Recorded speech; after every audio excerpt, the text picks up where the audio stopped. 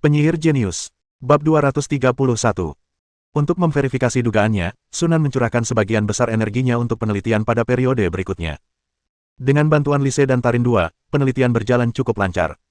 Ketika tahun 1364 dalam kalender bintang tiba, inti bintang sekunder pertama yang mampu mendeteksi fluktuasi partikel energi akhirnya berhasil diciptakan. Hasil pengujian menunjukkan bahwa kemampuan penginderaan inti bintang sekunder yang baru kurang dari 1% dari kemampuan inti bintang utama, dan bahkan tidak memenuhi syarat sebagai versi kelas bawah. Namun, itu sudah cukup untuk wilayah selatan Jiangsu.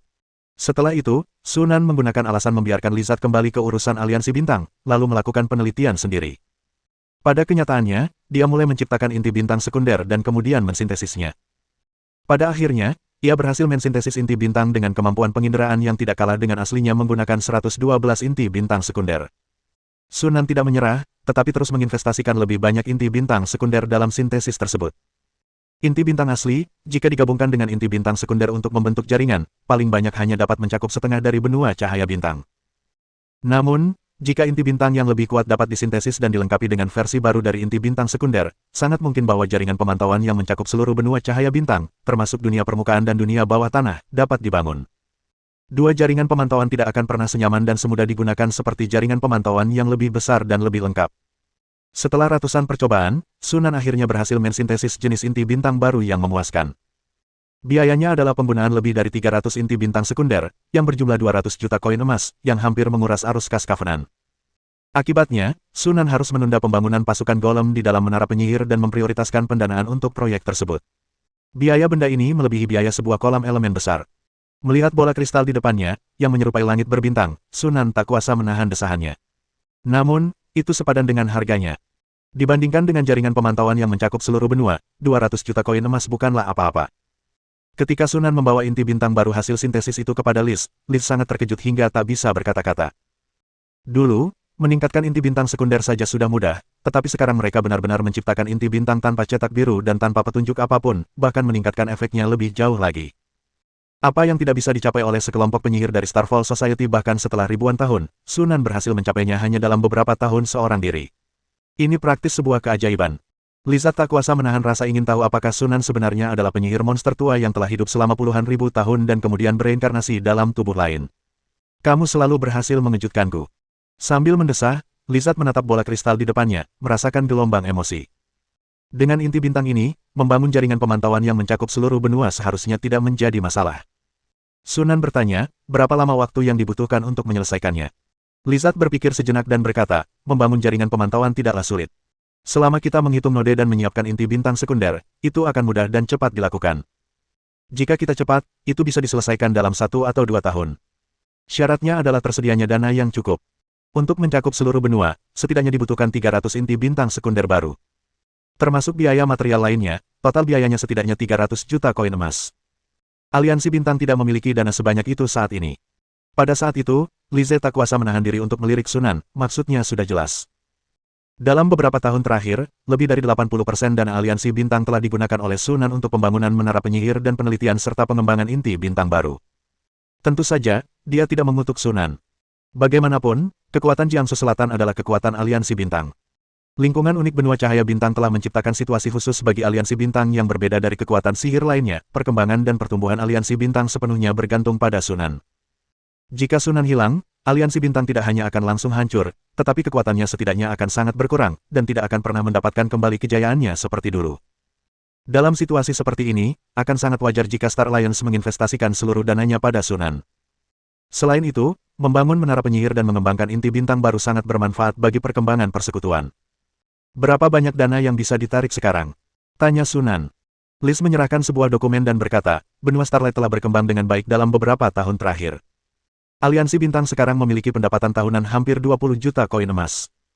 Tanpa mengurangi investasi dalam pembangunan menara penyihir, sekitar 8 juta koin emas dapat dialokasikan setiap tahunnya. Kita bisa mulai membangun jaringan pemantauan sekarang.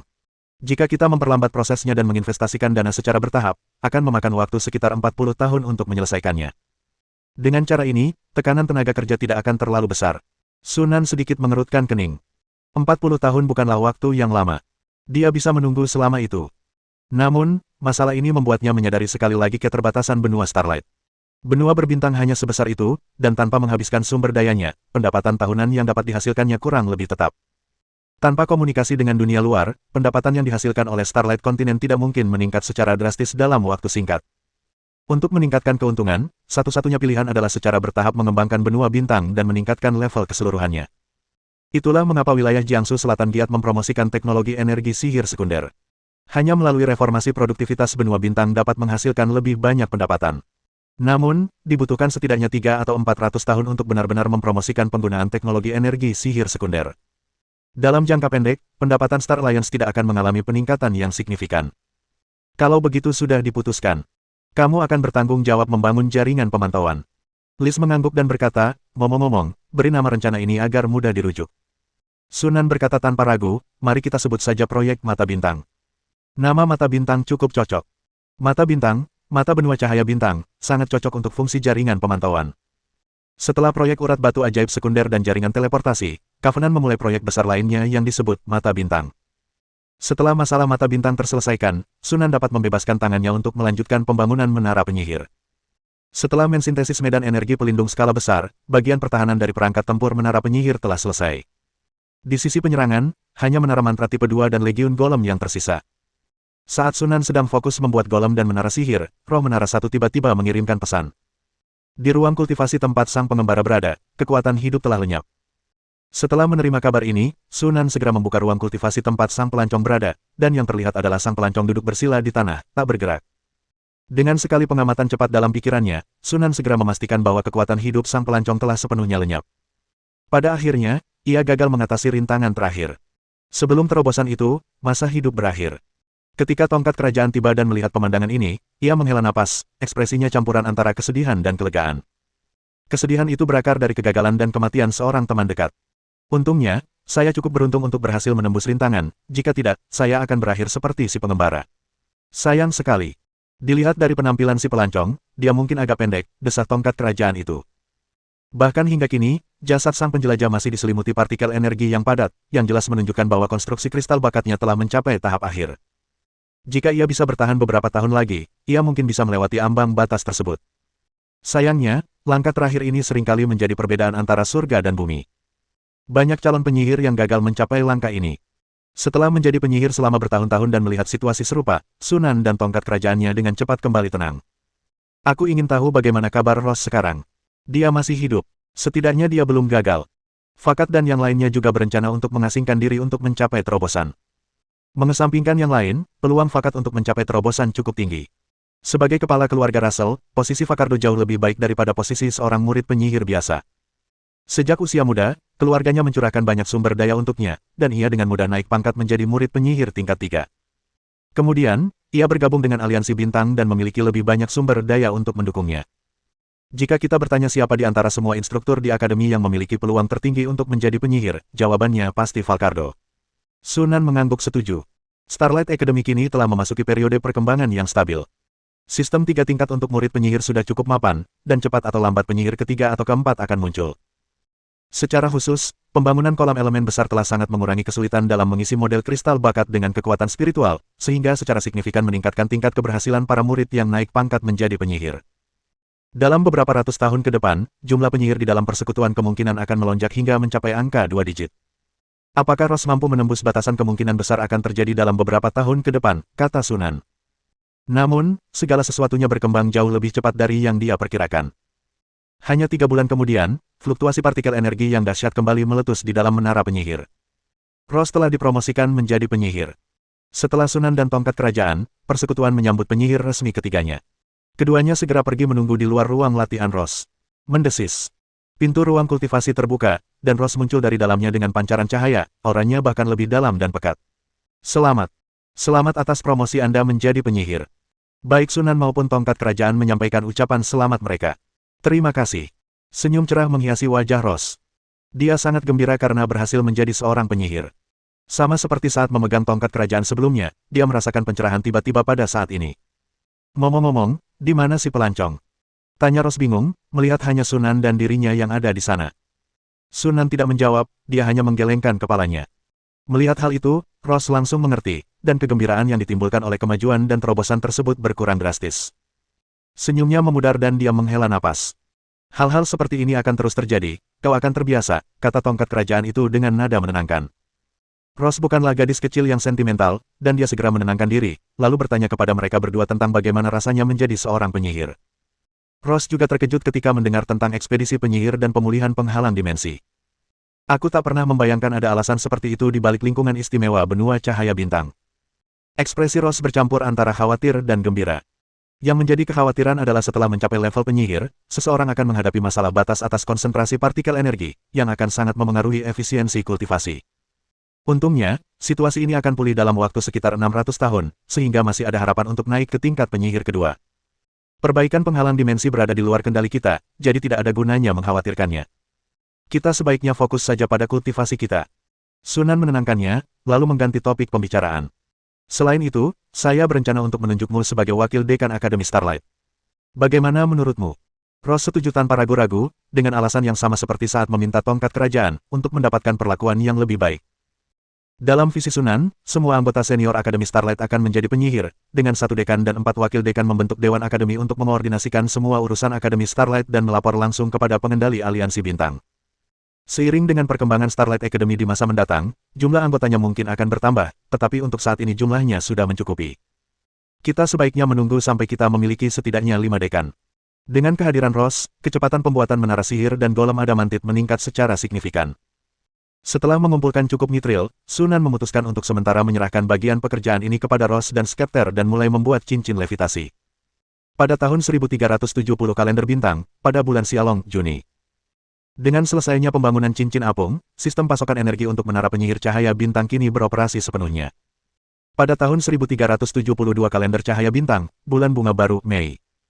Sunan mensintesis menara mantra tipe 2 ke 300 dan menempatkannya di menara penyihir. Dengan demikian, perangkat serangan jarak jauh ultra jauh menara penyihir telah selesai dibuat. Ini mencakup 300 menara sihir tipe 2 dan 1 menara disintegrasi tipe 2. Tingkat daya tembak ini sudah merupakan jumlah optimal yang dapat ditangani oleh kumpulan elemen yang besar. Menambahkan lebih banyak lagi akan sia-sia. Pada tahun 1373 kalender cahaya bintang, bulan guntur April.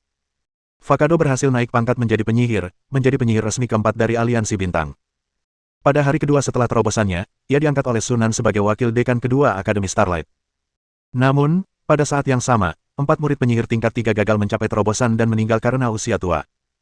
Pada tahun 1385 kalender cahaya bintang, bulan panen, September. Pasukan golem di dalam menara penyihir telah dikumpulkan, termasuk 5.000 golem adamantit yang terpesona, 20 golem bertentakel, dan 5 boneka mistis. Pada titik ini, hanya beberapa sentuhan akhir dan roh menara terakhir yang tersisa dalam pembangunan menara penyihir. Pada tahun berikutnya, Sunan memproduksi Taling 3, khusus untuk komando tempur. Namun, mengingat tidak akan ada pertempuran dalam waktu lama, Sunan untuk sementara menugaskan Taling 0. 3 untuk mengelola Longlin. Adapun pelayan 0. 1 dari menara tulang naga, dia membantu roh menara 0. 3. Kalender cahaya bintang tahun 1387, bulan kebangkitan, Februari. Menara penyihir cahaya bintang kini resmi selesai dibangun. Menara penyihir, cahaya bintang. Peringkat, kecil ditingkatkan. Energi yang tersisa saat ini, 95,36%. Makhluk hidup cerdas yang dibantu, roh menara 1, roh menara 2, roh menara 3. Fasilitas, kolam elemen besar ditingkatkan cincin terapung, sistem transmisi energi kristal pusat, area perumahan, area gudang, area eksperimen, area latihan, area meditasi, area penanaman. Pelayan, golem tanah liat X130, peri air X223, peri bunga X254. Perangkat pelindung, medan energi pelindung terkunci, besar diperkuat. Peralatan tempur, menara mantra tipe 2 tanda kali 300, meriam disintegrasi tipe 2, legiun golem adamantit tanda kali 5000, boneka tentakel tanda kali 20, boneka mistik tanda kali 5. Di ketinggian langit, memandang menara megah di depannya, Sunan merasakan gelombang emosi. Sekarang dia memiliki menara penyihirnya sendiri. Bab 232.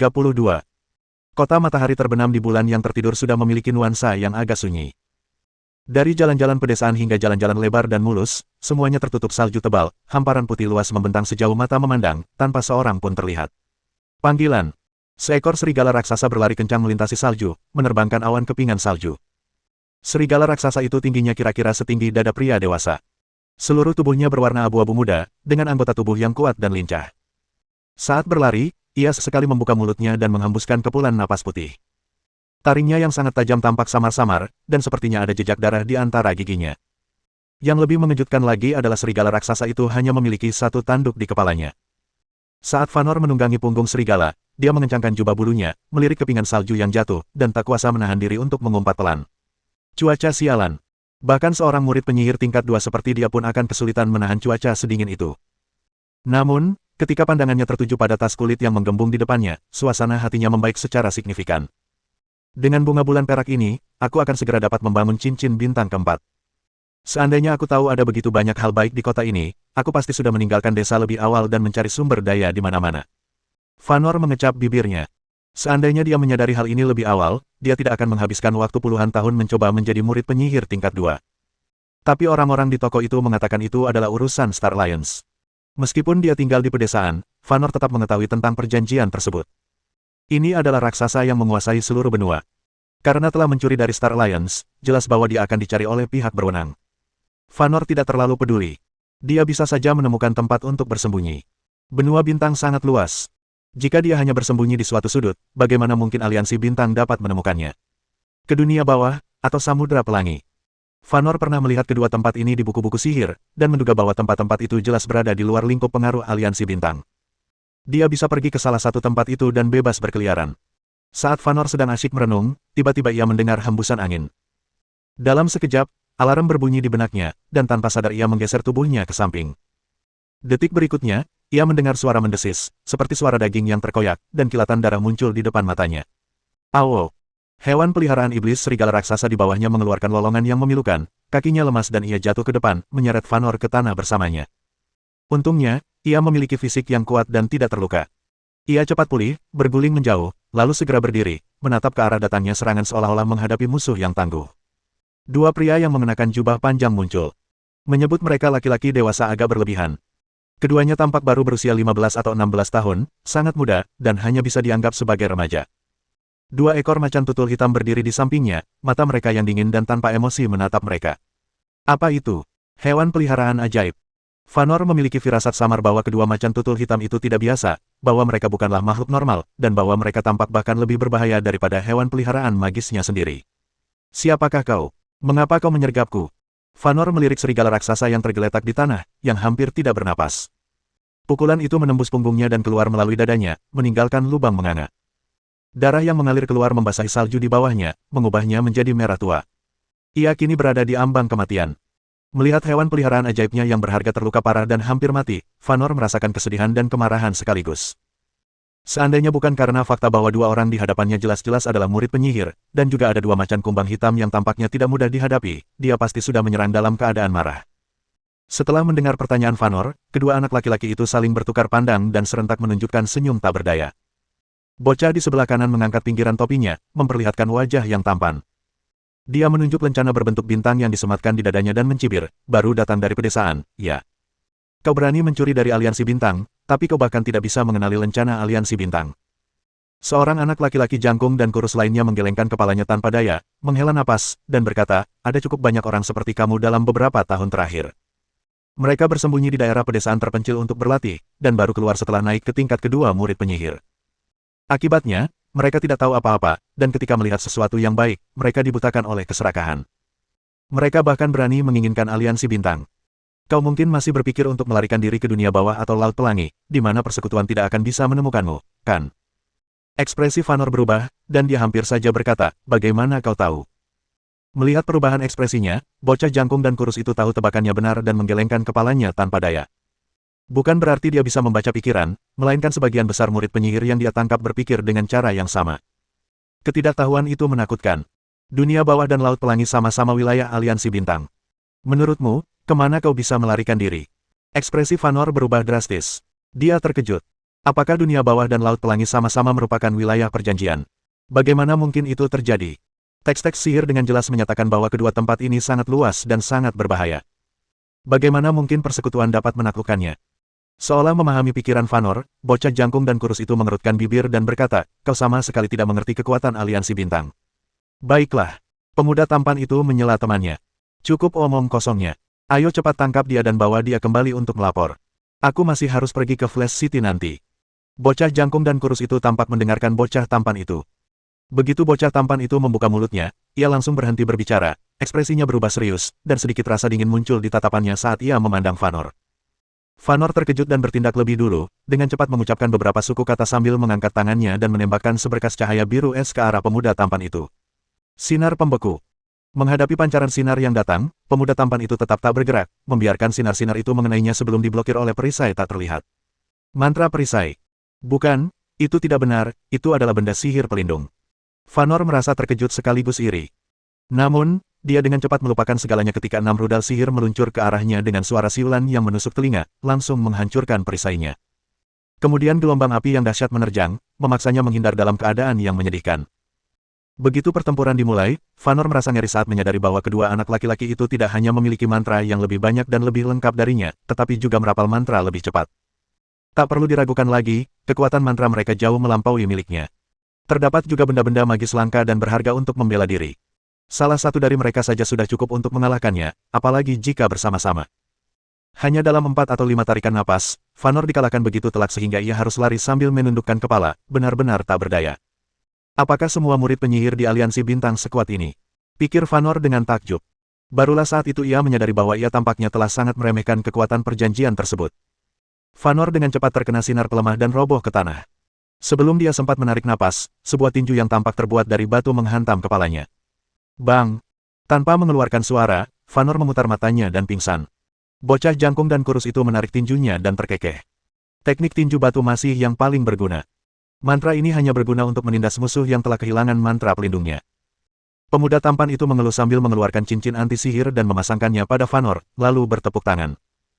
Macan tutul batu hitam, yang telah mengamati dari pinggir lapangan, dengan lincah melompat, mengangkat Vanor, melemparkannya kembali dengan kibasan lehernya, dan dengan ringan melemparkannya ke punggungnya. Selesai. Kembali dan laporkan.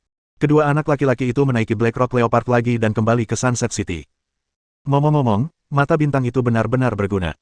Di perjalanan, bocah jangkung dan kurus itu takjub melihat pemandangan di sekitarnya. Pria ini hanya melakukan satu gerakan, dan Stareye merekam informasi hidupnya dan mengunci lokasinya. Jika tidak, kami tidak akan dapat menemukan keberadaannya secepat ini. Pemuda tampan itu terkekeh dan berkata, lagi pula, ini adalah perangkat magis super besar yang diciptakan oleh kedua orang dewasa itu bersama-sama.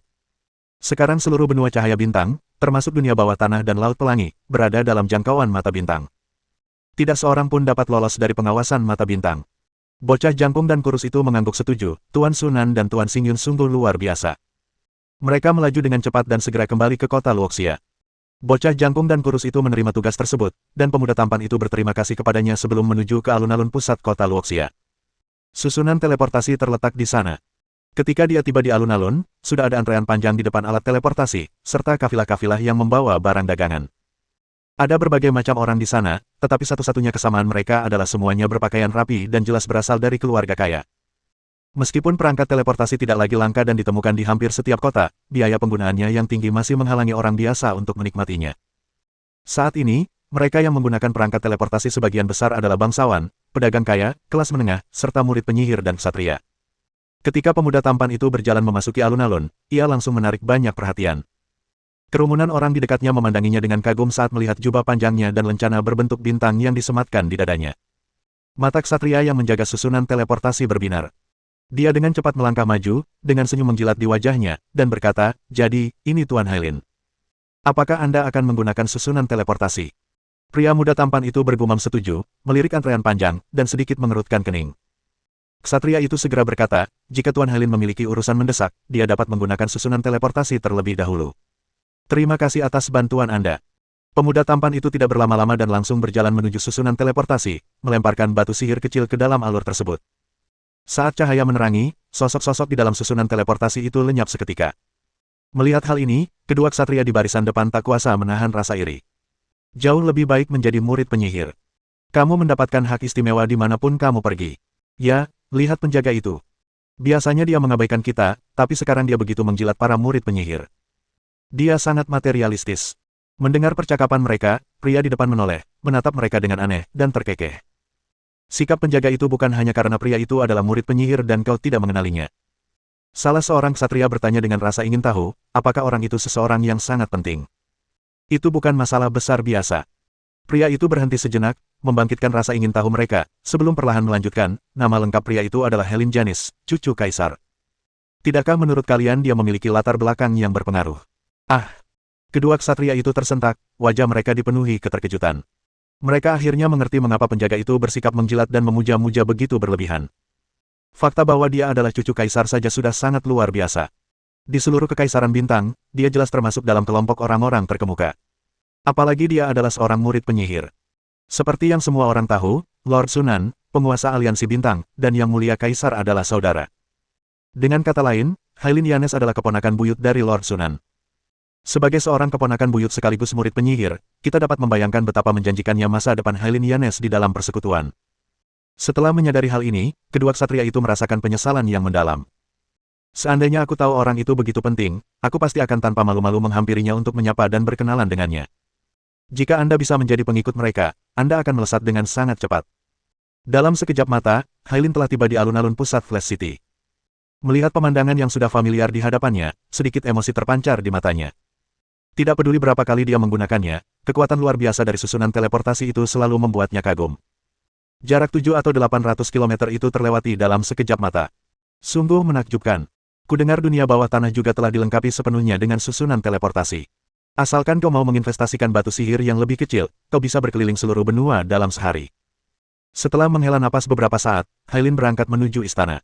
Sebelum ia berangkat menjalankan misi ini, ia menerima pesan dari istana yang memintanya untuk kembali ketika ada waktu luang, dengan mengatakan bahwa kakeknya ingin bertemu dengannya.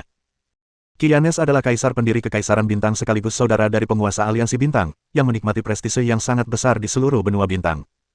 Meskipun beliau bukan seorang penyihir, bahkan para dekan akademi pun tidak berani mengabaikan Yang Mulia Kaisar. Hailin juga sangat menghormati dan menyayangi kakeknya. Oleh karena itu, begitu misi selesai, dia langsung bergegas ke sana. Sekitar setengah jam kemudian, Hailin bertemu kakeknya di ruang kerja. Dibandingkan dengan perayaan tahun baru di awal tahun, kakek saya tampaknya memiliki lebih banyak helai rambut putih di kepalanya. Bahkan seorang ksatria darah yang perkasa pun tidak dapat menahan berlalunya waktu. Yang Mulia Kaisar, yang tahun ini berusia 191 tahun, tidak diragukan lagi telah memasuki tahap akhir kehidupannya. Kakek, Hailin menyampaikan salamnya. Silakan duduk, tidak perlu banyak formalitas antara kita, kakek nenek dan cucu. Qi tersenyum lembut, tatapannya ke arah Hailin penuh kekaguman dan kasih sayang. Keluarga kerajaan kini telah bertambah menjadi lebih dari 100 anggota, tetapi hanya satu di antara mereka yang benar-benar memiliki kualifikasi sebagai seorang penyihir. Inilah harapan untuk kebangkitan keluarga kerajaan, jadi wajar jika dia sangat menghargainya. Apa kabar akhir-akhir ini? Lumayan. Hailin tahu apa yang ingin didengar kakeknya. Bulan lalu aku baru saja menyelesaikan cincin bintang kelima, dan aku juga membuat terobosan dalam pembuatan boneka. Bulan ini aku berencana mengikuti penilaian level 2. Seperti yang diharapkan, Qi menunjukkan ekspresi puas setelah mendengar hal ini. Bagus, teruskan kerja bagusmu. Jika kau butuh sumber daya apapun, beritahu aku saja. Selama itu ada di perbendaharaan kekaisaran, kau bisa menggunakannya sesukamu. Terima kasih, kakek. Hailin sangat gembira. Kekaisaran dan aliansi bintang memiliki banyak transaksi perdagangan dan mengendalikan sejumlah besar sumber daya. Meskipun semuanya merupakan sumber daya tingkat rendah, jumlahnya cukup besar untuk menghemat banyak poin kontribusi baginya. Qi kemudian bertanya, di antara generasi muda akademi, kamu seharusnya dianggap cukup luar biasa, dan secara teoritis memenuhi syarat untuk mengikuti penilaian Morningstar. Apakah kamu punya rencana untuk melakukannya? Bab 233. 10 Peningkatan Konsentrasi Partikel Energi. Penilaian bintang pagi adalah sistem penilaian yang baru dirilis oleh Akademi Cahaya Bintang 30 tahun yang lalu. Semua calon penyihir tingkat 2 di bawah usia 30 tahun dapat mendaftar untuk berpartisipasi, dan selama mereka lulus penilaian, mereka dapat menjadi murid Morningstar. Mereka tidak hanya akan menerima tunjangan bulanan, tetapi mereka juga akan menjadi murid dari seorang mentor penyihir. Seorang murid sejati. Sejak diperkenalkannya sistem penilaian ini, siswa Morningstar pada dasarnya telah menjadi identik dengan siswa jenius. Selama 30 tahun terakhir, lebih dari 3/4 siswa yang telah maju ke tingkat ketiga magang penyihir adalah murid Morningstar. Hal ini secara tidak langsung juga menegaskan kualitas tinggi para siswa Morningstar. Setelah mendengar kata-kata Qi, Hailin menjawab tanpa ragu, kakek, saya berencana untuk mengumpulkan lebih banyak pengalaman sebelum mendaftar untuk penilaian bintang pagi. Dengan kekuatan saya saat ini, peluang untuk lulus penilaian sangat kecil. Baiklah, lagi pula kau baru berusia 16 tahun, masih sangat muda. Qi mengangguk dengan senyum yang tak berubah. Sherman juga baru berusia 16 atau 17 tahun ketika ia menjadi murid penyihir tingkat 2. Sherman dilaporkan sudah membangun model kristalisasi bakat, dan kecuali ada keadaan yang tidak terduga, menjadi seorang penyihir hampir pasti. Bakat cucu saya tidak kalah dengan Sherman, dan dengan dukungan keluarga kerajaan, ia bahkan memiliki lebih banyak sumber daya. Prestasi masa depannya bahkan mungkin melampaui prestasi Sherman. Kamu juga bisa menggunakan waktu ini untuk memikirkan mentor mana yang ingin kamu pilih di masa depan. Aku bisa merekomendasikan seseorang untukmu sebelumnya, kata Yi sambil tersenyum. Proses seleksi untuk siswa Morningstar dan mentor penyihir adalah proses dua arah. Setelah setiap penilaian, penyihir dapat mengulurkan tangan perdamaian kepada siswa Morningstar yang dianggapnya cocok. Jika seorang siswa disukai oleh beberapa penyihir sekaligus, dia dapat memilih salah satu dari mereka sebagai gurunya. Jika seorang siswa tidak dipilih oleh penyihir manapun, maka dewan akan secara paksa menugaskan seorang penyihir untuk menjadi gurunya. Namun, kemungkinan terjadinya hal tersebut umumnya kecil. Lagi pula, para penyihir membutuhkan murid untuk menjadi asisten eksperimen atau menangani berbagai tugas lain. Daripada memilih dari siswa biasa, lebih baik memilih siswa bintang pagi yang lebih berprestasi. Oleh karena itu, para penyihir umumnya tidak menolak murid-murid Morningstar. Tentu saja, siswa Morningstar juga dapat menerima bimbingan dari guru mereka. Ini adalah situasi yang menguntungkan bagi kedua belah pihak. Ketika hal itu disebutkan, Hailin ragu sejenak dan berkata, "Kakek, bolehkah saya meminta paman buyut saya untuk menjadi guru saya?" Yi terdiam sejenak, ragu-ragu, lalu menggelengkan kepalanya dan berkata, "Sunan sangat sibuk beberapa tahun terakhir ini. Dia belum benar-benar merekrut murid sejak Xiemen dan dua orang lainnya. Aku bisa mencarikan untukmu, tapi sebaiknya kau jangan terlalu berharap." Wajah Hailin berseri-seri gembira, dan dia dengan cepat berkata, "Terima kasih, kakek." Longlin, menara penyihir cahaya bintang. Tagana melangkah cepat menyusuri koridor, dan sebagian besar murid penyihir yang ditemuinya di sepanjang jalan berhenti untuk menyapanya dengan hangat. Tajana mengangguk sebagai jawaban, ekspresinya tetap acuh tak acuh seperti biasanya. Para peserta magang tampaknya tidak keberatan, seolah-olah mereka sudah terbiasa dengan hal itu. Setelah Tatiana menghilang dari pandangan, seorang murid berbisik kepada temannya.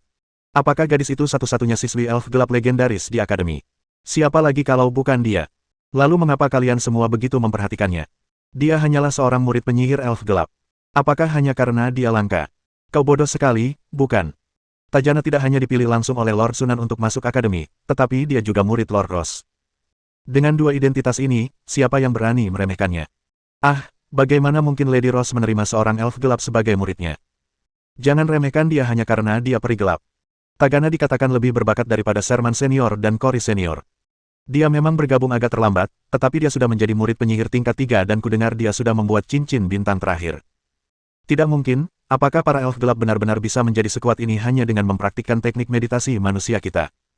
Jika tidak, bagaimana kita bisa mengatakan dia memiliki bakat luar biasa? Seseorang yang bisa dipilih langsung oleh Tuan Sunan untuk masuk akademi, mungkinkah dia hanya peri gelap biasa? Tagana tidak menyadari bisikan-bisikan tentang dirinya di koridor. Dia berjalan cepat hingga mencapai pintu di ujung koridor, lalu berhenti dan mengetuk dengan lembut. "Silakan masuk." Sebuah suara yang familiar dan menyenangkan terdengar dari balik pintu. Tajana mendorong pintu hingga terbuka dan masuk. Ruangan itu ditata dengan sangat sederhana, hanya terdiri dari meja, kursi, dan dua rak buku. Atil tampak sedang memeriksa dokumen ketika dia mendengar pintu terbuka. Dia mendongak, melihat Tatiana, dan tersenyum. "Kau di sini, Gianna?" Jana adalah nama panggilan Atil untuk Tagana. Katanya nama itu lebih sederhana dan lebih akrab. Selain gurunya, Ross, hanya Atil yang memanggilnya dengan sebutan itu di seluruh Akademi Starlight. Tagana tersenyum tipis, berjalan ke meja, dan meletakkan berkas itu di depan Atil. Ini adalah 12 penjahat magang penyihir yang ditangkap dalam setahun terakhir. Mereka semua telah ditahan dan dipenjara. Apa yang harus kita lakukan dengan mereka? Seperti sebelumnya, mereka semua akan dipenjara di area penahanan Pangkalan 2 dan dipaksa bekerja di bengkel untuk menebus dosa-dosa mereka. Urat batu sihir sekunder kecil pertama hampir siap untuk dibudidayakan. Lord Starfall meminta saya untuk menyiapkan sejumlah golem tanah liat terlebih dahulu, jadi biarkan mereka pergi dan memurnikan golem tanah liat tersebut. Sambil berbicara, Atil mengambil dokumen itu dan menulis komentarnya di atasnya. Melihat sikap temannya yang cakap, Tajana tak bisa menahan rasa kagumnya. Pekerjaan sebagai asisten pengontrol perjanjian benar-benar merupakan pengalaman belajar yang luar biasa. Selama beberapa dekade, kepribadian Atil tetap mempertahankan kelembutan aslinya, tetapi juga bertambah kompeten dan berwibawa. Sambil meletakkan pena bulunya, Atil menghela napas, "Aku tidak tahu apa yang terjadi, tetapi dalam beberapa tahun terakhir, semakin banyak murid penyihir muncul dari seluruh penjuru dunia. Tidak hanya jumlah penjahat yang meningkat, tetapi jumlah murid penyihir yang direkrut oleh Aliansi Bintang juga meningkat secara signifikan dalam beberapa tahun terakhir." Tagana sepertinya teringat sesuatu dan berkata, "Aku mendengar peribunga di perkebunan mengatakan bahwa tanaman ajaib tampaknya tumbuh lebih baik dalam beberapa tahun terakhir. Mungkinkah ada hubungan antara keduanya?" Atil berpikir sejenak, lalu menggelengkan kepalanya dan berkata, "Aku juga tidak tahu." "Sudahlah, itu bukan urusan kita. Kita hanya perlu melakukan pekerjaan kita." Ngomong-ngomong, bukankah tadi kau bilang ingin menggunakan darah naga untuk memperkuat hewan peliharaan ajaibmu? Dengan gerakan cepat pergelangan tangannya, Atil mengeluarkan botol kecil berisi sepertiga darahnya dan melambaikannya ke arahnya. Ini adalah darah Lord Naga tersembunyi. Aku mendapatkannya dari Lady Emmy beberapa waktu lalu, dan aku memberikannya padamu. Kemudian dia melemparkan botol kecil itu ke Tajana. Gadis elf gelap itu menangkapnya secara naluriah, dengan ekspresi terkejut dan gembira di wajahnya. Hewan peliharaannya adalah binatang naga badai, yang saat ini berada pada tahap penting untuk menembus level legendaris cincin keempat. Itulah mengapa dia ingin menukarkannya dengan sebotol darah naga untuk meningkatkan konsentrasi garis keturunannya dan meningkatkan peluangnya untuk menembus level tersebut. Daftar pertukaran aliansi bintang memiliki banyak jenis darah naga, yang konon diekstrak oleh Tuan Sunan dari darah naga-naga muda. Dari semua darah naga, yang paling berharga adalah darah Tuan Naga tersembunyi. Sebagai hewan peliharaan ajaib Tuan Sunan, kekuatan tempur Tuan Yinlong bahkan lebih rendah daripada para dekan di akademi. Konon, belum lama ini, wakil dekan Fakardo bertarung melawan Raja Naga tersembunyi dan dikalahkan tanpa perlawanan berarti. Gurunya, Ross, pernah berkata bahwa kekuatan sejati Lord Hidden Dragon telah mencapai level penyihir pencairan tingkat pertama. Selain Lord Sunan, tidak ada penyihir di seluruh aliansi bintang yang setara dengannya. Oleh karena itu, darah Lord Hidden Dragon sangat berharga, dan harga yang dibutuhkan untuk menukarkannya sangat tinggi. Tajana tidak pernah menyangka bahwa Atil akan mampu menemukan sebotol darah naga milik Dewa Naga tersembunyi. Terima kasih. Gadis elf gelap itu bukanlah tipe yang suka berpura-pura. Dia menerima hadiah itu tanpa ragu-ragu atau basa-basi, diam-diam mengingat kebaikan Atil. Setelah mendapatkan darah naga, Tajana sangat ingin kembali dan memperkuat hewan peliharaan ajaibnya, jadi dia pergi setelah mengucapkan beberapa patah kata. Setelah merapikan dokumen-dokumen tersebut, Atil meninggalkan ruangan dan berteleportasi ke lantai 11. Ketika dia tiba di ruang belajar dan tidak melihat Lord Starfall, dia bertanya kepada roh air yang bertugas membersihkan dan mengetahui bahwa Lord Starfall telah pergi ke ruang kendali mata bintang. Atil juga terlibat dalam memajukan proyek Eye of the Star dan memiliki pemahaman yang lebih mendalam tentang jaringan Eye of the Star daripada yang lain. Untuk memastikan efektivitasnya, inti dari seluruh jaringan pemantauan, inti bintang, secara khusus ditempatkan di lokasi paling sentral di dunia. Tempat itu juga merupakan pusat dari seluruh jaringan pemantauan, yang memungkinkan jangkauannya ke seluruh benua sejauh mungkin, termasuk dunia bawah tanah dan laut pelangi. Mengingat pentingnya tempat itu, Lord Starfall juga menempatkan pasukan golem kecil di sana, serta lebih dari 10 golem tentakel dan boneka mistik, menjadikannya pertahanan yang tak tertembus. Selain itu, meskipun inti dari jaringan pemantauan tidak berada di dalam menara penyihir, terdapat inti replika dari mata bintang di dalam menara penyihir, yang juga dapat mengamati seluruh situasi pemantauan secara real-time. Sesampainya di ruang kendali, Atil mendengar suara-suara dari dalam bahkan sebelum dia sempat mengetuk. Datang. Atil mendorong pintu hingga terbuka dan masuk ke dalam, sedikit membungkuk kepada sosok yang berdiri di samping bola kristal raksasa berbentuk mata. Malam berbintang untuk dewasa. Lizard mengalihkan pandangannya dari bola kristal, menatap Atil, dan berbicara dengan lembut. Ada apa? Pak, ini adalah dokumen-dokumen penting dari 2 bulan terakhir yang memerlukan tinjauan Anda. Sebagai asisten pemontrol keuangan, Atil memiliki wewenang untuk mengambil keputusan mengenai beberapa hal yang relatif kecil, tetapi hal-hal penting tetap memerlukan peninjauan pribadi dari Lise. Letakkan saja di atas meja, nanti aku akan melihatnya. Atil melakukan seperti yang diperintahkan, tetapi setelah meletakkan dokumen-dokumen itu, dia mendapati bahwa Lisa telah mengalihkan perhatiannya kembali ke bola kristal. Tanpa mengganggunya, dia sedikit membungkuk kepada Liz dan bersiap untuk pergi. Namun tepat saat dia sampai di pintu, dia mendengar suara Liz dari belakang. Panggil Carolina dan Janda Merah. Baik, Pak. Atil tidak mengajukan pertanyaan lebih lanjut, membungkuk sebagai tanda setuju, lalu meninggalkan ruang kendali. Tak lama kemudian, Carolina dan Red Widow tiba di ruang kendali satu persatu. Pak, apa yang bisa saya lakukan untuk Anda? Carolina dan Red Widow membungkuk dengan hormat. Selama bertahun-tahun, taktik Liz yang terampil telah memenangkan hati kedua wanita itu, memadamkan keinginan mereka untuk melawannya. Yang lebih penting lagi, mereka secara tidak sengaja mengetahui bahwa Sunan dan Lise telah berjanji untuk membantu Lise membangun kembali tubuhnya. Dengan kata lain, di masa depan, Lise akan mendapatkan kembali kekuatan sihirnya. Setelah mengetahui hal ini, keinginan mereka akan kekuasaan dan keuntungan langsung lenyap. Mereka tahu betul bahwa mereka tidak akan pernah bisa dibandingkan dengan seorang penyihir, terutama penyihir yang memiliki pengetahuan lebih luas daripada dekan Akademi Starlight. Setelah itu, keduanya mengesampingkan semua motif tersembunyi mereka dan fokus menjalankan perintah Lizard. Berikan saya detail pengumpulan semua poin sumber daya Star Alliance selama 3 tahun terakhir. Selain itu, kerahkan kembali tim eksplorasi untuk mencari titik-titik sumber daya di seluruh benua. Carolina dan Red Widow terkejut. Perintah pertama berjalan lancar, tetapi perintah kedua membuat mereka berdua agak bingung. Carolina ragu sejenak dan berkata, Tuan, 20 tahun yang lalu kami menghabiskan banyak tenaga kerja dan sumber daya untuk melakukan eksplorasi skala besar di seluruh benua. Semua titik sumber daya telah dieksplorasi dan dicatat. Sekarang kami melakukannya lagi. Bukankah selang waktunya terlalu singkat? Hanya dalam waktu 20 tahun, berapa banyak lagi poin sumber daya yang mungkin dapat dikumpulkan oleh benua berbintang? Penting untuk dipahami bahwa, selain yang ditetapkan oleh aliansi bintang itu sendiri, waktu yang dibutuhkan agar titik-titik sumber daya alam berkembang hingga memenuhi standar aliansi bintang diukur dalam satuan abad. Urat biji logam, khususnya, membutuhkan waktu mulai dari beberapa ratus hingga puluhan ribu tahun untuk terbentuk. Dalam kurun waktu 20 tahun ke depan, jumlah titik sumber daya tentu tidak akan banyak berubah. Meluncurkan eksplorasi skala besar kedua pada saat ini tidak akan lebih dari sekadar membuang-buang sumber daya manusia dan material. Tidak apa-apa, kata Liz dengan tenang. Lakukan saja apa yang kukatakan. Melihat bahwa Lise telah mengambil keputusan, Carolina dan si janda merah, meskipun ragu, melakukan apa yang diperintahkan. Setelah kedua pria itu mengiyakan perintah dan pergi, Lizard mengalihkan pandangannya kembali ke bola kristal itu, kilatan cahaya terpancar di matanya. Star Eye Network memiliki dua fungsi. Pertama, ia mendeteksi fluktuasi partikel energi. Kedua, dalam jangkauan radiasi, dimungkinkan untuk melakukan kontak satu arah dengan target yang memegang medium tersebut dan melakukan komunikasi jarak jauh. Kedua fungsi ini berasal dari inti bintang, dan merupakan peningkatan serta pengembangan berdasarkan kemampuan yang dimiliki oleh inti bintang itu sendiri. Selain kemampuan intinya untuk merekam dan mengunci fluktuasi partikel energi, kemampuan untuk mendeteksi fluktuasi partikel energi juga dapat merekam konsentrasi partikel energi di benua Starlight. Menurut pengamatan Liz, konsentrasi partikel energi di berbagai bagian benua Starlight telah berubah selama 30 tahun terakhir, tetapi secara keseluruhan konsentrasinya meningkat.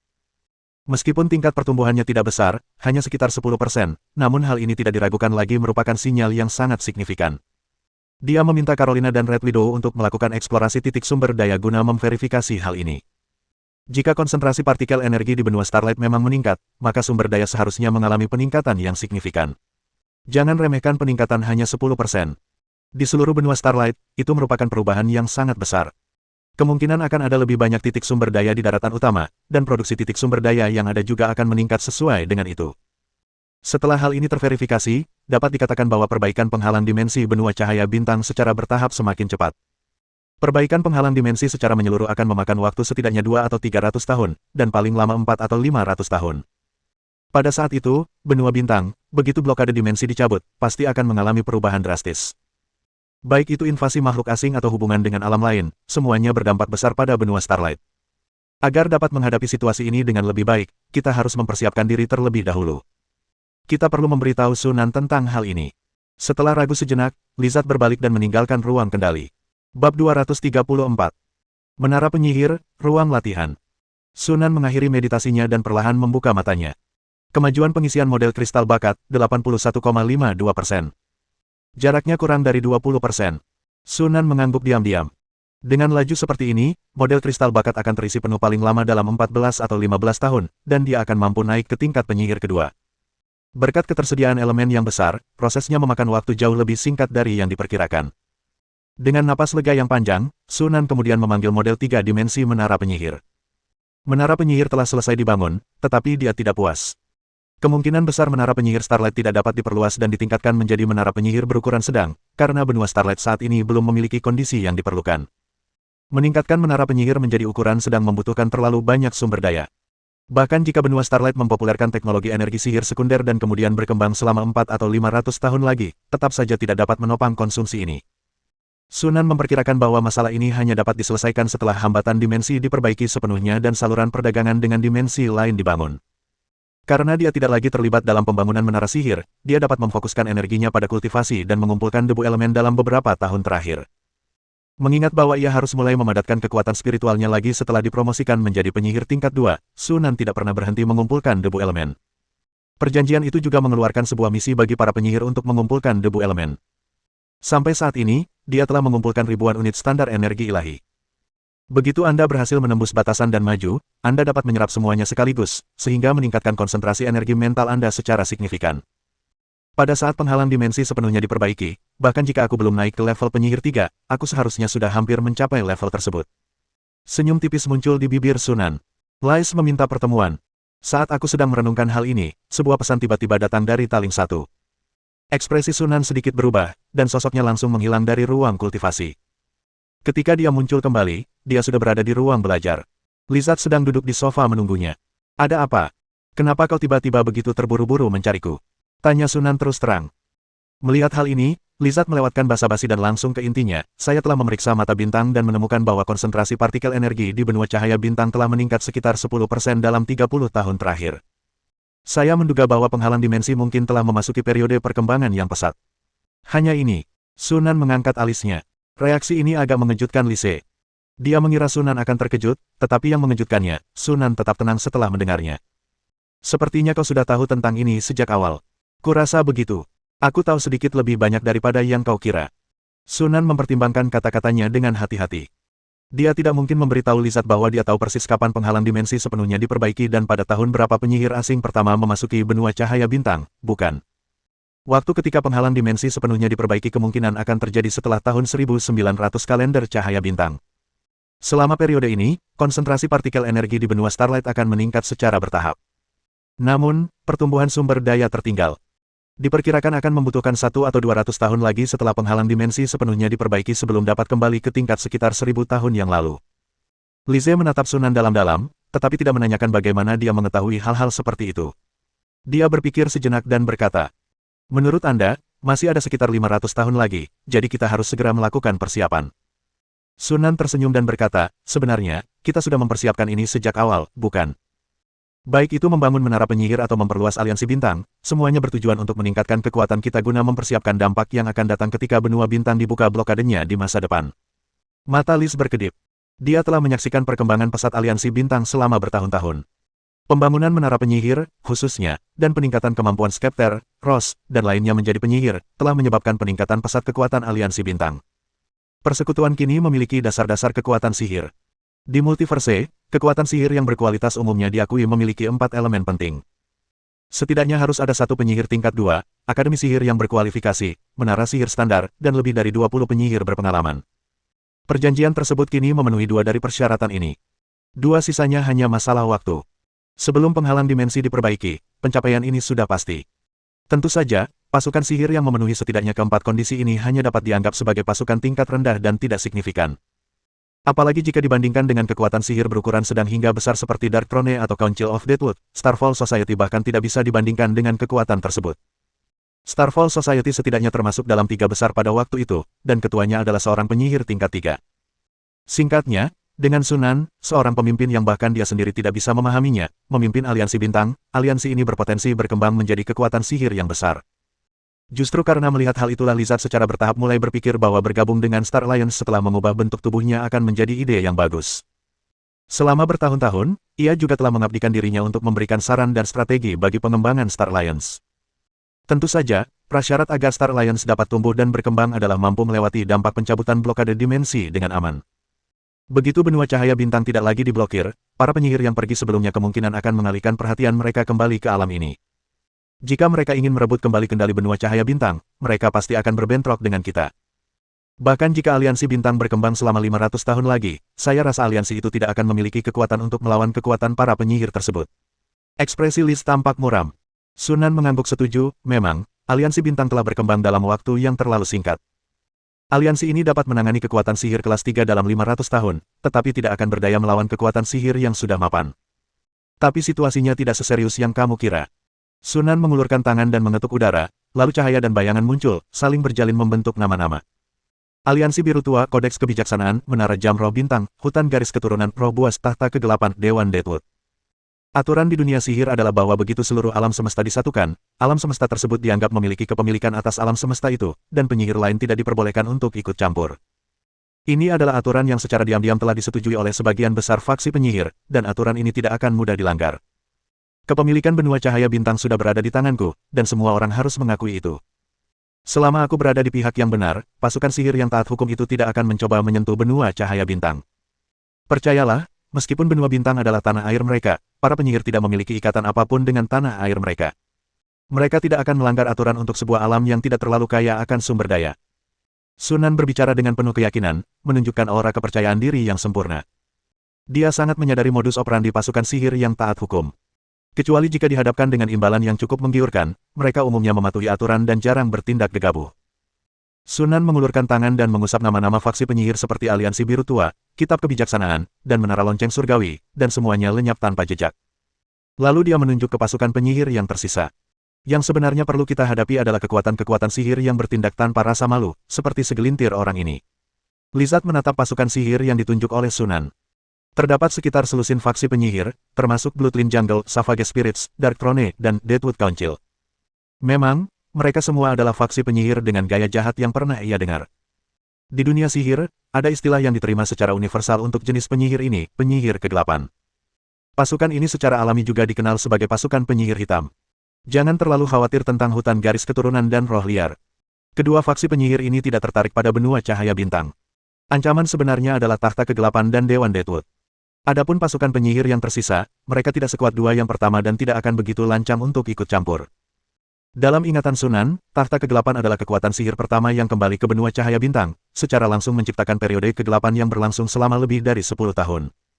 Sekitar tahun 2000 kalender Starlight, Dewan Deathwood kembali ke benua Starlight dan mulai berperang dengan takhta kegelapan.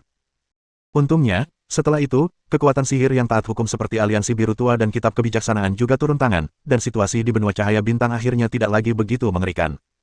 Namun, masa depan benua Starlight telah berubah total karena Sunan, kupu-kupu yang mengepakkan sayapnya. Setelah blokade dimensi dicabut di masa depan, sangat kecil kemungkinan pasukan sihir dari pihak yang taat hukum akan mengarahkan pandangan mereka ke benua Starlight. Bahkan faksi penyihir yang lebih lemah pun tidak berani ikut campur. Oleh karena itu, tantangan sebenarnya bagi perjanjian tersebut terletak pada dua faksi penyihir, Takhta Kegelapan dan Dewan Deathwood. Terutama Takhta Kegelapan. Ia memasuki benua Starlight lebih awal daripada Dewan Deathwood. Sebagai salah satu dari hanya dua faksi penyihir yang telah meletakkan rencana mereka di benua cahaya bintang, Dewan Kayu Layu kembali ke benua cahaya bintang lebih dari 10 tahun setelah Takhta Kegelapan. Alasannya adalah karena pohon iblis kegelapan telah diduduki oleh Ratu Laba-Laba. Singkatnya, Dark Throne adalah gelombang pertama musuh yang harus dihadapi oleh Covenant. Bahkan hanya Takhta Kegelapan dan Dewan Deathwood saja sudah cukup merepotkan. Lise mengerutkan kening. Dark Throne adalah salah satu kekuatan sihir terbesar di multiverse, dan kekuatan keseluruhannya jelas termasuk dalam 10 besar. Dewan Deathwood agak lebih rendah, tetapi tetap saja merupakan kekuatan sihir kelas 2. Jangankan Takhta Kegelapan, Dewan Deathwood saja sudah menjadi sesuatu yang tidak mampu ditangani oleh persekutuan. Kita tidak perlu bertarung sampai mati dengan Takhta Kegelapan dan Dewan Deathwood. Sunan dengan tenang melambaikan tangannya. Selama kita mampu menahan serangan dari Takhta Dunia Bawah dan Dewan Deathwood, dan setelah jalur menuju alam semesta benar-benar terbuka, kita dapat membuat kesepakatan dengan pasukan penyihir yang taat hukum sebagai imbalan atas perlindungan mereka. Tanpa penghalang dimensi yang sepenuhnya dipulihkan, mustahil bagi Takhta Kegelapan dan Dewan Deathwood untuk mengirimkan penyihir berpangkat tinggi. Sepanjang ingatan saya, Dark Throne hanya mengerahkan penyihir tingkat pertama dan kedua, bahkan bukan penyihir tingkat ketiga. Oleh karena itu, Sunan cukup yakin bahwa dia dapat bertahan hingga tahun 2000 kalender cahaya bintang. Melihat jaminan penuh percaya diri dari Sunan, kekhawatiran Lise berkurang drastis, tetapi yang terjadi selanjutnya justru menimbulkan lebih banyak kejutan dan keraguan. Bagaimana Sunan bisa tahu banyak hal? Bagaimana mungkin dia, seorang penyihir yang lahir di benua berbintang dan yang belum pernah mengalami peristiwa 1000 tahun yang lalu, bisa mengetahui begitu banyak tentang kekuatan sihir? Intinya adalah mereka tahu lebih banyak tentang dirinya daripada penyihir berpengalaman sekalipun, dan mengetahui segala sesuatu tentang dirinya seperti mengenal telapak tangan mereka sendiri. Seperti biasa, saat berhadapan dengan Sunan, dia selalu memiliki ilusi bahwa dia adalah penyihir pemula yang baru saja naik tingkat dan hanya sedikit tahu tentang dunia sihir. Singkatnya, tidak perlu terlalu khawatir tentang Takhta Kegelapan. Yang perlu kita lakukan sekarang adalah fokus pada pengembangan persekutuan. Waktu yang tepat. Dengan peningkatan konsentrasi partikel energi, urat batu sihir sekunder dapat dibudidayakan dan dibentuk lebih cepat. Sunan menatap Lise dan bertanya sambil tersenyum. Dilihat dari waktunya, urat batu sihir sekunder kecil pertama seharusnya hampir selesai sekarang. Lizard tersadar dari lamunannya dan mengangguk, berkata, memang jauh lebih cepat dari yang diperkirakan. Seharusnya selesai dalam waktu sekitar 3 hingga 5 tahun. Aku sudah mempersiapkan golem tanah liat. Begitu urat biji terbentuk, kita bisa langsung mulai menambang. Sunan mengangguk puas dan berkata, sekarang kita bisa mulai mempromosikan teknologi energi sihir sekunder. Dari mana kita berencana untuk memulai? Apakah kita punya rencana? Urat mineral tersebut terletak di Provinsi Jinyan, jadi mari kita mulai mempromosikannya dari sini, kata Lizard. Sunan mengangguk tanda mengerti. Provinsi Jinyan adalah provinsi pusat Kekaisaran Bintang, inti paling makmur dari seluruh kekaisaran. Mempromosikan teknologi sihir sekunder dari sini akan mempermudah penyebarannya ke seluruh kekaisaran, sehingga menjadikannya pilihan terbaik. Detailnya saya serahkan kepada Anda. Selanjutnya, saya akan mengasingkan diri untuk fokus pada upaya terakhir saya. Liz mengangguk sedikit, menghela napas dalam hati dengan perasaan campur aduk. Kecepatan peningkatan kemampuan Sunan juga sangat mencengangkan. Dia hampir mencapai tingkat penyihir tingkat 2. Dengan kecepatan seperti ini, dia mungkin akan naik ke level penyihir 3 sebelum penghalang dimensi dipulihkan. Jika demikian, Covenant akan semakin yakin dalam menghadapi guncangan di masa depan. Pada tahun 1412 kalender cahaya bintang, bulan fajar musim semi, Maret. Urat batu sihir sekunder kecil pertama dari aliansi bintang selesai dan secara resmi dioperasikan pada bulan yang sama.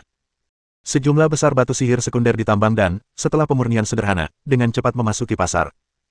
Harga batu sihir sekunder, yang sebelumnya melonjak karena permintaan jauh melebihi penawaran, dengan cepat turun ke tingkat normal, sehingga menyebabkan adopsi luas mesin bertenaga sihir di berbagai industri. Pada saat yang sama, berbagai teknologi yang ditenagai oleh batu sihir sekunder, termasuk lampu batu sihir sekunder, kereta bertenaga sihir, pesawat ruang angkasa bertenaga sihir, senjata bertenaga sihir, dan mesin lainnya, telah berkembang pesat baik di bidang sipil maupun militer. Dengan promosi yang disengaja oleh Aliansi Bintang, teknologi energi sihir sekunder menyebar dengan cepat di seluruh benua cahaya bintang, berkembang pesat di berbagai wilayah. Revolusi produktivitas yang luas dengan cepat menyebar ke seluruh benua Starlight.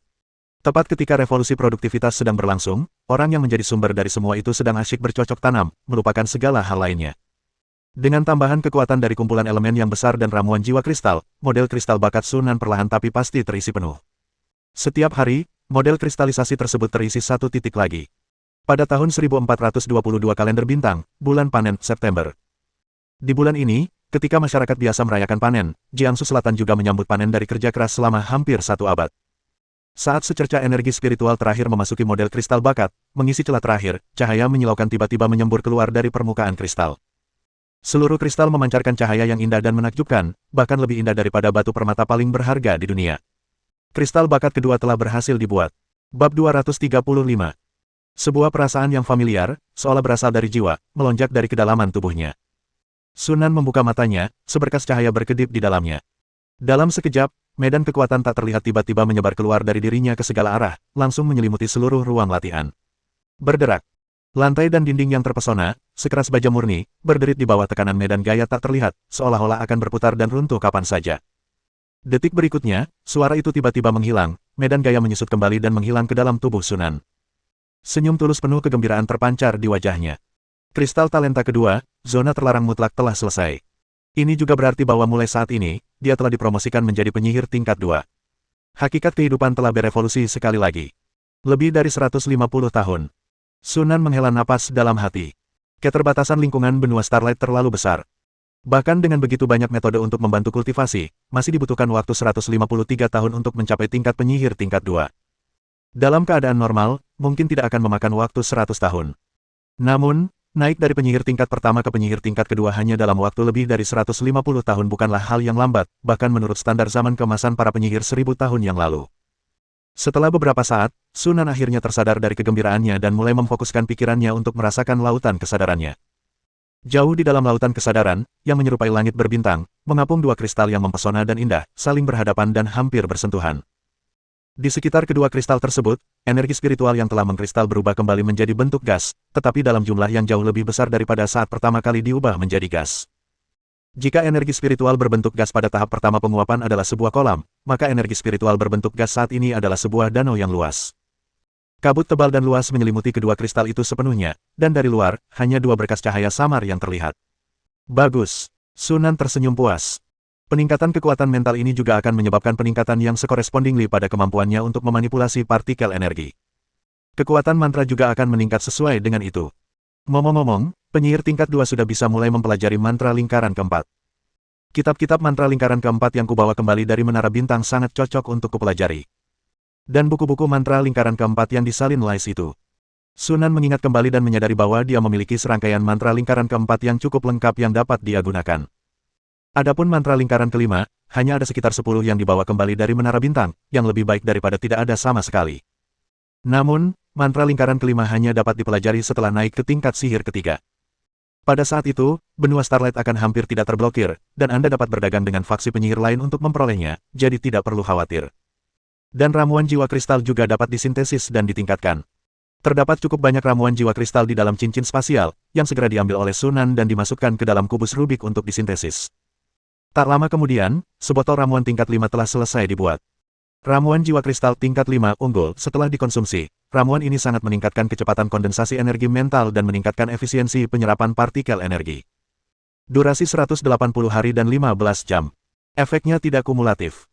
Pengguna harus setidaknya berada di tingkat kedua tahap transformasi Qi, dan energi mental mereka harus mencapai tingkat tertentu, tingkat rendah 24,32%, tingkat menengah 17,25%, tingkat unggul 7,98%, super 1,01%. Ramuan jiwa kristal tingkat kelima tidak jauh berbeda dari tingkat keempat, kecuali efeknya jauh lebih kuat dan batasan penggunaannya lebih tinggi. Sunan langsung menerimanya, lalu mengeluarkan inti kristal elemen untuk mulai menyerap energi ilahi. Selama 100 tahun terakhir, dia terus-menerus mengumpulkan debu unsur dan mengumpulkan sejumlah besar inti kristal unsur sambil mengisi model kristal bakat dengan energi spiritual. Dia akan menyerap semuanya sekaligus sekarang. Setelah menghabiskan lebih dari 10 hari menyerap seluruh energi ilahi, tingkat pemurnian mental Sunan juga meningkat secara signifikan. Sunan Yanes, laki-laki penyihir tingkat 2. Gasifikasi, 14,23%. Keahlian. Meditasi cincin bintang LV 19 Max. Pembuatan ramuan LV5, 12.045/20.000. Biomodifikasi LV5, 11.933/20.000. Pembuatan boneka LV5, 19.221/20.000. Pembuatan item sihir LV5, 7.274/20.000. Melihat peningkatan fokus mental lebih dari 10 poin persentase, Sunan tersenyum gembira. Namun kemudian ia perlahan menahan senyumnya dan memperlihatkan ekspresi berpikir. Energi ilahi yang terakumulasi selama 100 tahun hanya meningkat sedikit lebih dari 10%. Tampaknya akan membutuhkan waktu lama untuk menembus ke tingkat pencairan kedua. Proses seorang penyihir level 2 naik ke level 3 sama persis dengan proses seorang penyihir level 1 naik ke level 2. Proses ini melibatkan pemurnian kekuatan spiritual secara terus-menerus, mulai dari penguapan hingga pencairan, kemudian kristalisasi, dan akhirnya pembentukan kristal talenta ketiga. Keberhasilan dalam proses ini memungkinkan terjadinya terobosan dan kemajuan. Namun, karena lonjakan jumlah energi spiritual, kesulitan untuk memadatkannya akan jauh lebih besar daripada sebelumnya. Bahkan dengan 3 berkah sekaligus, yaitu ramuan jiwa kristal tingkat 5, peningkatan kolam elemen yang besar, dan energi ilahi, Sunan memperkirakan akan membutuhkan 6 atau 700 tahun untuk menembus ke tingkat kedua pencairan. Kecuali jika ada bantuan eksternal yang lebih kuat. Ramuan dan kolam elemen besar itu tidak dapat diubah. Satu-satunya cara untuk mempercepat pemadatan kekuatan spiritual adalah dengan memulainya dengan energi ilahi. Tidak termasuk Sunan sendiri, aliansi bintang sekarang memiliki total 4 penyihir. Selain itu, dapat diprediksi bahwa semakin banyak penyihir akan muncul di masa mendatang. Semakin banyak penyihir, semakin banyak alat yang mereka miliki untuk mengumpulkan debu elemen, dan tentu saja, semakin banyak energi ilahi yang dapat mereka serap. Mungkin dalam 6 atau 700 tahun lagi, dia akan mampu menembus ke tahap pencairan tingkat 2. Setelah mengambil keputusan, Sunan bangkit dan meninggalkan ruang kultivasi, lalu berteleportasi ke ruang kultivasi mantra. Selanjutnya, saatnya menguji kekuatan zona terlarang mutlak. Meskipun kekuatan zona terlarang absolut telah diantisipasi ketika model tersebut dibangun, perkiraan tetaplah perkiraan, dan masih ada perbedaan tertentu antara perkiraan dan efek sebenarnya. Subjek uji coba tersebut adalah 10 boneka Master Tentacle, yang serangan multi-tentakelnya sangat cocok untuk menguji zona terlarang mutlak. Begitu ujian dimulai, ke-10 tentakel melancarkan serangan dari jarak jauh secara bersamaan. Tentakel-tentakel yang lebat itu menyala dengan cahaya magis hampir serentak, dan mantra-mantra yang tak terhitung jumlahnya menyapu seperti badai, menelan Sunan. Sunan berdiri di tengah aula, dan dengan sedikit berpikir, medan energi tak terlihat menyebar. Serangan sihir dahsyat itu lenyap seketika memasuki medan kekuatan, seperti bola api yang membara jatuh ke laut. Taling 2, kumpulkan data tentang kemampuan pertahanan medan gaya. Sambil terus menyesuaikan jangkauan medan gaya, Sunan menginstruksikan roh menara 2 untuk mengumpulkan data. Ketika saatnya tepat, dia menyuruh boneka Touchmaster menerobos masuk ke medan gaya untuk menguji data penekanan medan gaya tersebut. Pada akhirnya, pengujian mengungkapkan bahwa radius medan gaya minimum dari zona terlarang absolut adalah 10 meter. Dalam radius ini, medan gaya zona terlarang absolut seperti gas yang dikompresi hingga batasnya. Jika melampaui batas tersebut, ia akan berubah menjadi cairan, sifat-sifatnya akan berubah sepenuhnya, dan ia akan kehilangan fungsinya sebagai medan gaya. Namun, seiring dengan itu, medan gaya dengan radius ini juga memiliki daya pertahanan tertinggi. Bahkan dengan 10 boneka penguapan tingkat 1 yang memfokuskan serangan mereka tidak dapat menembus medan kekuatan dan bahkan tidak dapat menyentuh ujung pakaian Sunan. Dengan kekuatan mentalnya saat ini, bahkan jika dia berdiri diam dan membiarkan 10 dalang menyerangnya sepanjang hari, mereka tidak akan mampu melukai sehelai rambut pun di kepalanya. Inilah kekuatan dari kristal talenta super pertahanan terunggul. Sungguh dahsyat. Sunan sangat puas. Demikian pula, dalam radius ini, kepadatan tekanan zona terlarang absolut juga merupakan yang tertinggi. Setiap makhluk yang memasuki medan gaya akan mengalami tekanan gravitasi yang sangat kuat. Kecepatannya akan terbatas, tetapi kuncinya adalah daging dan tulang seluruh tubuh akan menanggung tekanan yang sangat berat. Bahkan boneka yang sangat kuat seperti boneka milik Touchmaster pun terlihat memperlambat gerakannya setelah memasuki medan gaya. Sunan juga mengatur agar golem adamantin diuji. Saat melangkah ke medan gaya, golem adamantin itu jatuh ke tanah, tidak dapat bergerak karena tekanan yang sangat besar, dan tubuhnya mengeluarkan suara logam yang terpelintir dan berubah bentuk di bawah beban yang tak tertahankan. Pertarungan itu berlangsung kurang dari setengah menit sebelum golem adamantin itu berubah menjadi rongsokan logam pipi, sama sekali tidak berdaya untuk melawan. Namun, seiring bertambahnya radius medan gaya, daya pertahanan dan kepadatan tekanan juga akan berkurang. Hasil uji akhir menunjukkan bahwa radius maksimum medan gaya tersebut sekitar 100 meter. Dalam radius ini, serangan boneka sentuhan master mampu menembus perlindungan medan gaya dan nyaris mengenai Sunan, tetapi kekuatannya telah melemah hingga tingkat yang dapat diabaikan, dan bahkan tidak mampu menembus lapisan perlindungan partikel energi di tubuhnya. Kepadatan tekanan juga dikurangi hingga pada titik di mana golem adamantin dapat bergerak perlahan di dalam medan gaya. Secara keseluruhan, masyarakat di Jiangsu Selatan sangat puas dengan hasil tes tersebut. Kemampuan bertahan dari area terlarang absolut tersebut tidak mengecewakannya. Sekalipun mereka berdua adalah penyihir penguapan tingkat 2, mantra mereka mungkin tidak akan mampu menembus pertahanan zona terlarang absolut jika mereka tidak menggunakan teknik sihir super seperti konstruksi mantra untuk meningkatkan kekuatan mereka. Sedangkan untuk tekanan berat, daya serangnya sedikit lebih lemah. Namun, Absolute Forbidden Zone pada akhirnya adalah kemampuan bakat untuk pertahanan pamungkas, dan tekanan berat hanyalah efek turunannya. Kita tidak bisa berharap terlalu banyak. Sudah cukup mengesankan bahwa kemampuan ini memiliki tingkat kekuatan seperti ini. Selain itu, seiring peningkatan kekuatan mental di masa depan, kekuatan zona terlarang mutlak akan meningkat secara bertahap. Ketika ia menjadi penyihir roh sejati di masa depan, radius medan kekuatan zona terlarang mutlak dapat diperluas hingga ratusan atau ribuan kilometer. Pada saat itu, hanya dengan sebuah pikiran, ia dapat langsung memusnahkan semua makhluk hidup dalam radius ratusan atau ribuan kilometer. Membayangkan kekuatan itu saja sudah membuat jantung Sunan berdebar kencang karena kegembiraan. Ketika pertahanan menjadi cukup kuat, itu juga dapat diubah menjadi serangan. Sebaliknya juga benar. Serangan terkuat juga dapat dilihat sebagai pertahanan terkuat. Selama serangan itu cukup kuat untuk membunuh musuh seketika, itulah pertahanan terbaik. Sunan mulai menantikan kemampuan bakat ketiga. Menurut rencana awalnya, kemampuan bakat ketiga haruslah tipe ofensif yang ekstrim. Dibutuhkan waktu lama untuk menembus ke tingkat kristalisasi kedua. Selama periode ini, kita dapat perlahan-lahan mempelajari model kristalisasi talenta ketiga. Setelah ujian, Sunan pergi ke bengkel untuk bersiap mensintesis artefak magis. Penyihir level 2 sudah mampu menggunakan artefak penyihir tingkat kedua. Tugas selanjutnya adalah mensintesis Black Thunder dan Forbidden Zone ke tingkat kedua. Bahan-bahan untuk menciptakan zona terlarang sudah mencukupi, tetapi kita masih kekurangan batu petir yang dibutuhkan untuk petir hitam. Sepertinya aku harus melakukan perjalanan ke ruang elemen petir. Saat ini, semua penyihir di aliansi bintang kecuali dia berada di tingkat penguapan pertama. Memasuki alam elemen dan memburu roh elemen di area terluarnya masih bisa dilakukan, tetapi menjelajah jauh ke dalam alam elemen untuk menemukan batu petir akan menjadi tantangan yang terlalu besar bagi mereka. Satu langkah salah dan Anda bisa kehilangan nyawa. Oleh karena itu, Sunan masih harus secara pribadi memimpin pencarian batu petir. Selain artefak magis, permata berukir juga dapat disintesis dan ditingkatkan lebih lanjut.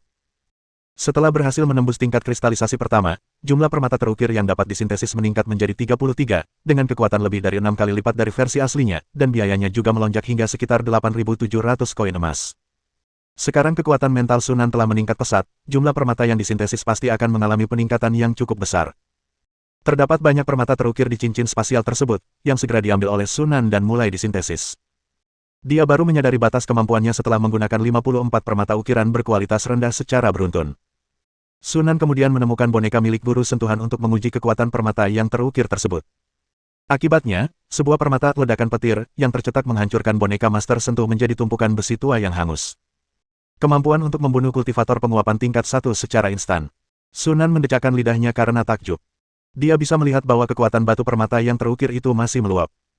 Bahkan makhluk yang mengkristal tingkat 1 pun akan terluka parah, jika tidak tewas, jika terkena permata yang terukir. Kekuatan ini setidaknya 10 kali lipat dari versi aslinya. Kuncinya adalah harganya rendah, hanya sekitar 14.000 koin emas per buah. Golem adamantit yang terpesona harganya lebih dari 50.000 koin emas, jadi permata berukir praktis merupakan barang murah. Ngomong-ngomong, sekarang aku seharusnya bisa mencoba mengukir tanda alkimia, kan? Sunan tiba-tiba teringat. Ukiran alkimia adalah teknik ukiran rune, ukiran permata tingkat lanjut, dan kekuatannya jauh melampaui teknik ukiran rune itu sendiri. Sunan sebelumnya pernah berpikir untuk membuat tanda alkimia, tetapi kekuatannya sendiri tidak mencukupi. Untuk membuat tanda alkimia, dia harus terlebih dahulu mengubah dirinya menjadi tubuh alkimia. Semangat dan fisiknya tidak memenuhi standar yang dibutuhkan, sehingga mustahil untuk melaksanakan tugas tersebut. Alasan lainnya adalah karena ia kurang memiliki pengetahuan yang relevan. Aku ingin tahu apakah Liz punya Sunan teringat akan kekayaan pengetahuan yang dimiliki Li Ze dan memutuskan untuk menanyakan hal itu padanya nanti. Memadatkan kekuatan spiritual, mempelajari mantra lingkaran keempat, meneliti model kristal bakat, mensintesis artefak magis tingkat kedua, ditambah jejak alkimia, ada banyak hal yang harus dilakukan selanjutnya. Di ruang kerja, Liz sedang asyik memproses dokumen ketika tiba-tiba dia merasakan sesuatu. Mendongak, dia melihat Sunan memperhatikannya sambil tersenyum. Kapan Anda keluar dari Bea Cukai? Liz mengamati Sunan dengan saksama selama beberapa saat, sedikit rasa terkejut terpancar di matanya. Kamu sudah naik ke level penyihir 2. Sunan tersenyum dan mengangguk, saya baru saja dipromosikan setengah bulan yang lalu. Meskipun mata bintang Akademi Starlight dapat memantau fluktuasi partikel energi di seluruh hutan naga, termasuk menara penyihir Starlight, alat itu belum mencatat fluktuasi partikel energi Sunan. Oleh karena itu, Liz tidak dapat mengetahui tentang terobosan Sunan secara langsung. Selamat. Lizard terdiam sejenak, lalu senyum muncul di wajahnya, disertai sedikit rasa takjub yang tak tersian embunyikan. Mampu menembus dari level 1 ke level 2 hanya dalam waktu lebih dari 150 tahun, terutama di lingkungan benua Starlight yang keras saat ini, bukanlah hal yang biasa. Meskipun dia telah menyaksikan banyak kejutan dari Sunan, Li Ze tak kuasa menahan napas dan menghela napas dalam hati saat ini. Pada saat yang sama, dia benar-benar gembira dengan terobosan yang diraih Sunan. Lagi pula, semakin kuat Sunan, semakin tinggi kemungkinan dia mampu membangun kembali tubuhnya di masa depan. Saat ini, masa depannya sudah terikat dengan Sunan. Bersambung.